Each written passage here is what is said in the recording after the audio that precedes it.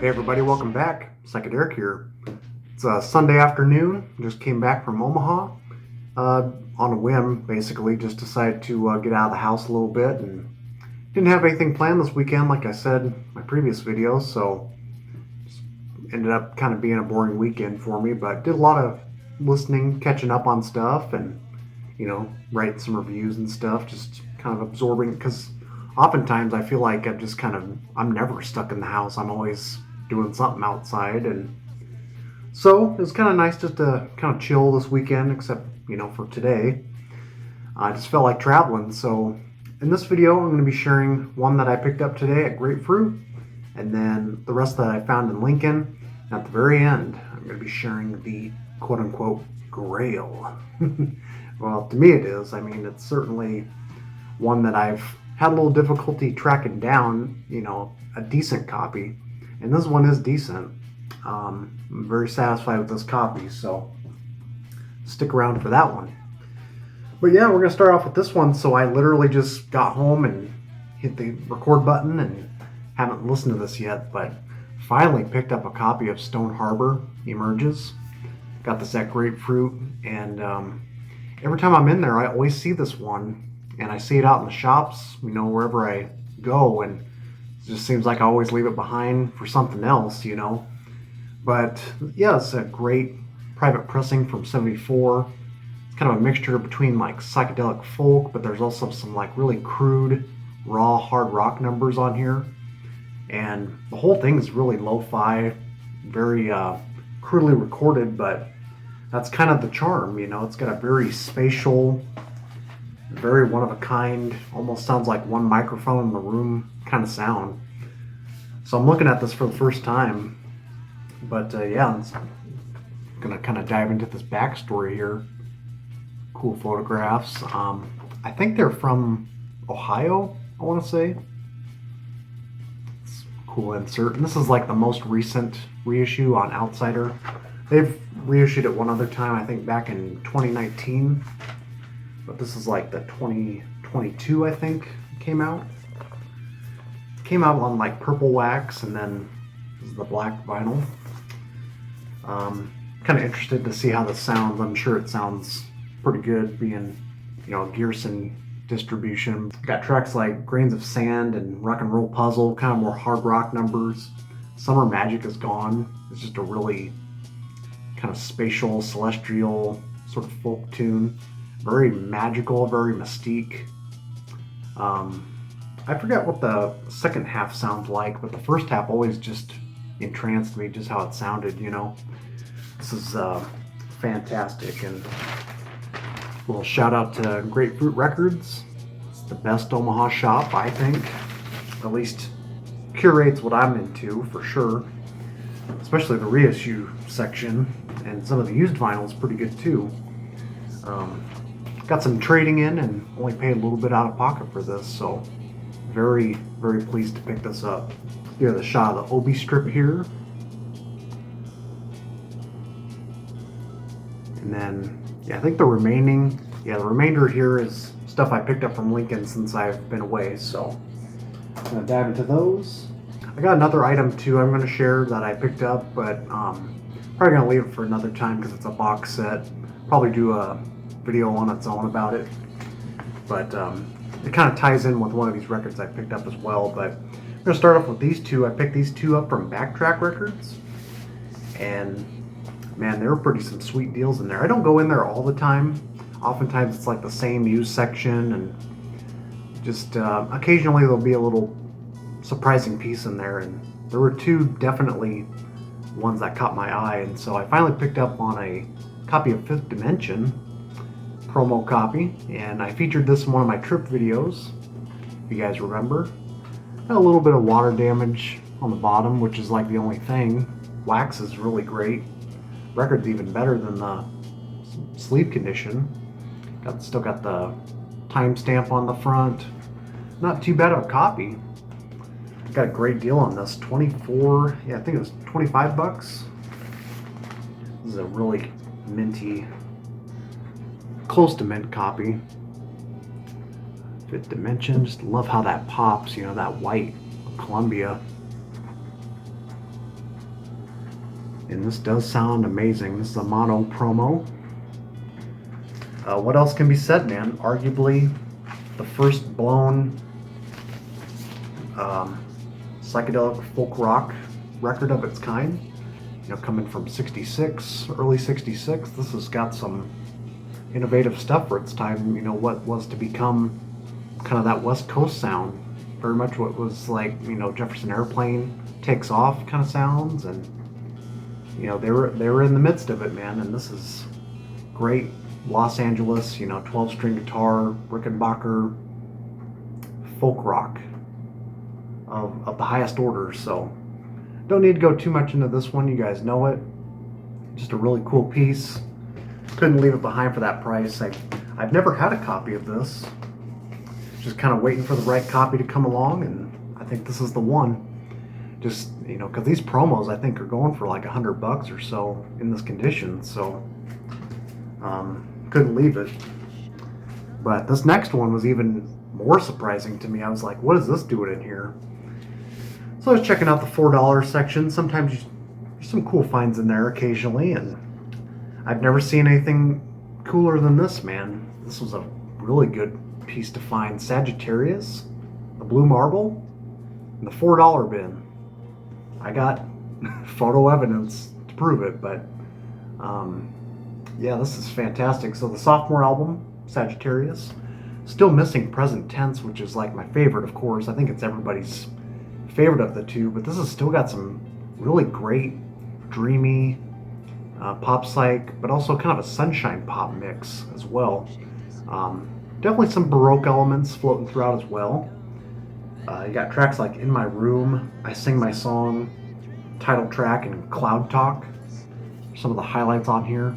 I don't know why it was in the $4 bin. Usually they check their stuff pretty well, but maybe they looked at the cover and thought maybe it was just some sort of classical piece. I don't know, classical, or you know, maybe they just looked at the image and thought it belongs in the $4 bin. But I mean, there's been times I've been trying to track this down on eBay and get so close to getting it, and this is just the right copy. Really clean. There's several variations of this on Discogs as well. Together label. It's a little dusty, so I apologize, but I do clean my records before I play them. Like, I use a lint-free cloth. So, in case anyone wonders that, I've always seen in my past videos, when I show the labels, they're always dusty, but I do dust them off once I'm ready to play them. Then you still have, you know, Gary Usher, Kurt Betcher, and Keith Olsen of the Music Machine producing this one. Or I think they're the producer. They're at least arranging these tracks. Yep, produced by them. So you can't go wrong. So if you spot this for, you know, 15, 20 bucks, that's probably a pretty decent price. I think they're going for about 40 now, which is a little steep, but pretty short LP as well. So don't let the hype, you know, get over your head or anything, but not nearly up to the heights of the first album, but this is still very good. So great pickup. And then these two are from Vintage Vinyl. So like I said, I was going to share a box set that I picked up. I won't say what it is, but I'm sure you guys have already seen it on Instagram if you've followed me on there. But this is actually part of the same collection. The very big Pretty Things, you know, twink Pink Fairies fan, and he was bringing his stuff into the shop, and this is Pink Fairies, Never Neverland. And this is kind of a confusing pressing. I think, yeah, this sleeve was pressed in Canada, but the record's actually a UK first press. So I don't know what happened there, if there was some swapping involved. Doesn't really matter to me. I mean, I'm a little picky in that way, but for something like this, not really. I'm just glad to own it. Got a great deal on this for some trade, you know. Great copy. Really nice and crisp copy all around. So yeah, he's a big fan of Twink in his career, apparently. Whoever this guy was in the shop bringing his stuff in, but cool Polydor label. Over the years, this one's really grown on me. I wasn't really a fan of it at first. I thought it was kind of too rock and rolly for me, you know, just that kind of punky attitude about it. But it's definitely got some punk influences, but also, you know, certainly some spaced out kind of space rock kind of things. I believe Vinyl Richie, didn't you say you've seen these guys live back in the day? It had to be quite a show. But yeah, tracks like Do It, Say You Love Me is also kind of rocking. But there's also, you know, a little bit of a calmer side to their sound as well. Never Neverland, title track's really great. Uncle Harry's Last Freak Out, it's like a nearly 10-minute freak out session, just a jam. When they jam, it's really good. So really happy to pick this up. And just, you know, when something like this drops in locally, I really can't say no. This is just too good of a piece to leave behind. So I always, of course, love that cover art. The little fairies on the front. Of course, it's got the connection to the Deviants as well. And Pretty Things with Twink involved. So very cool. And then this last one might surprise some of you, maybe not. But, you know, this band actually goes back quite a ways for me because my mom was a huge fan of this band. Is still a fan of this band, you know, with their 80s workout, but you know, they definitely had their psychedelic beginnings with Ambrose Slade, but this debut by simply Slade, Play It Loud, it's actually a pretty great record actually. You know, before the whole glam rock scene came about, there's maybe just a sprinkle of that glam in here, but this is primarily hard rock based, but also kind of a post-freak beat, post-mod sound, I would say. Definitely remnants of that early sound with Ambrose Slade, which were a lot of cover songs. Pretty collectible record nowadays, but this one, not nearly as much. I mean, I think this goes for maybe $40 on average, but it's on Cotillion label, 1970. And I think these guys, I think the company or management wanted them to cut their hair. I forget the backstory, but it sounded like they just wanted to get a kind of a clean cut sort of approach, and they were never really about that. You know, they kind of wanted to let that hair dangle and just have kind of a freaky glam rock sound about them, which is cool. You know, Naughty's voice is very distinctive, and it's very prominent in this record as well, but it's not too distracting. I think it works for the style, but there's some Badfinger inspired tracks on here with Dapple Rose. Great, strong track. Dapple Rose, their version of The Shape of Things to Come is very good. And what's the other one? Know Who You Are. It's also very good as well. Yeah, if you love that kind of UK early hard rock, you know, like I said, with some of those remnants of that psychedelic era from the 60s, this is definitely going to be up your alley. It surprised me. And I've listened to this last night as well, and my opinion hasn't changed. This is really good. You know, I might have to listen to it a few times to kind of warm up to it, but once you kind of figure out what they're going for and just forget about their kind of commercial side, this is very strong. So I highly recommend this one. Great pickup. And now on to the holiest of holy grails, baby. This is one that I've been trying to track down for years, as you guys know. Some of you do know this is one that's been top shelf want list for forever. You know, if there is a possibility to upgrade down the road, I'm certainly open to it, but with this copy, I'm pretty pleased with it. You know, I would love the front cover to be a little cleaner, but they're kind of notoriously always pretty rough when you see them, but everything else I'm pretty satisfied with. Boom! Easter everywhere, baby. 13th floor elevators. And this is not a posthumous misprint copy. This is like the follow-up. You know, back's not too bad looking, and this is actually Dan Fogelberg's copy. But yeah, the front sleeve, as you can tell, a little rough, but all the seams are together. Nice spine. A little bit on the corner there, but not too bad. I mean, for what I paid for this, you know who you are if you're watching. Thank you so much for offering me a copy of this. Actually turned out a little better than I was expecting once I put the needle on. You know, there's a couple moments of like rotational clicks, but both opening tracks sound really loud and proud and not too shabby. You know, even the softer tracks, you know,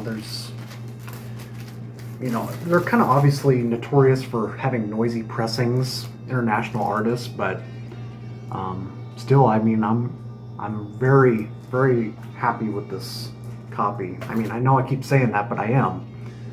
This has been a long time want for me, and you know, I just recently talked about Bull of the Woods, how much I've been kind of just waiting out, trying to seek out some original copies, and you know, I'm pretty happy with that repress I have of Bull of the Woods, but this was the granddaddy that I wanted. This is like peak Elevators for me. This is everything that's just perfect about the fascination of them, their whole lore, their whole just like what they're about, songwriting wise, and everything just melds together perfectly in this one. Kind of a mixture between some up-tempo early hard rock tracks, you know, Slip Inside This House, Earthquake is a monster, Levitation, Baby Blue is a great track, Slide Machine, Rocky's at the top of his game, Tommy Hall and the Jug, just the right amount of Jug in the mix. And this is a stereo copy, by the way, which you know, some people are kind of divided, I feel like, on the mono and stereo mixes, but I think stereo rules in this case. And you know, for years I've always heard this like on MP3s and all kinds of digital releases, but when I put the needle on this, total change in mood and energy on this thing. Like Earthquake just rattles, man, just really breaks out, and it's just a beast. When I played this, it was great experience putting this on firsthand, needle dropping the Elevators. So yeah, man, thank you so much again for sending this my way and just, you know, reaching out to me about this, because this has been one that, you know, I can stop collecting right now and be satisfied. Next one after this that I probably want, I thought about it, maybe the Golden Dawn Power Plant. Sort of their clone brother band on the same label. Wouldn't mind owning an original copy, but even reissues now, pretty tough to get. I don't even have one, so yeah, don't have much else to say. I just want to kind of keep showing this cover, man. I just love it. It's such an iconic, pinnacle psychedelic record from '67. It's just such a game changer for me. As much as I love, you know, the debut, which is also very of its time, kind of a landmark album, this one just takes it up a step more, I feel like. So just soaking more into that aesthetic stone sound, man, and just very, very much Texas felt. You just feel the gritty and rawness that comes through this, you know, with that kind of sun-baked Texas heat. You know, very much a spiritual kind of trip going on here. So yeah, can't say more about it, man. Just very happy to own this. So with that said, let me know what you guys think of my finds. I think I have maybe one more out of that pile I was talking about up until the Kansas City trip that I have to share yet. So basically all caught up now.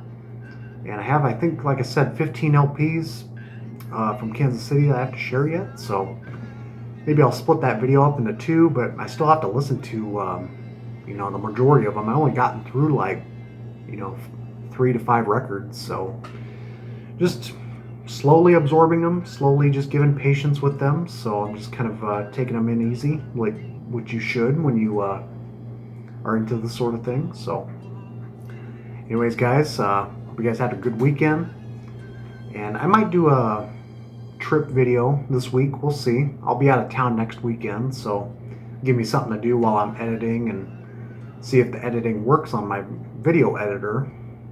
Be a good way to test it out. So, till then, check these sounds out, and we shall see you soon.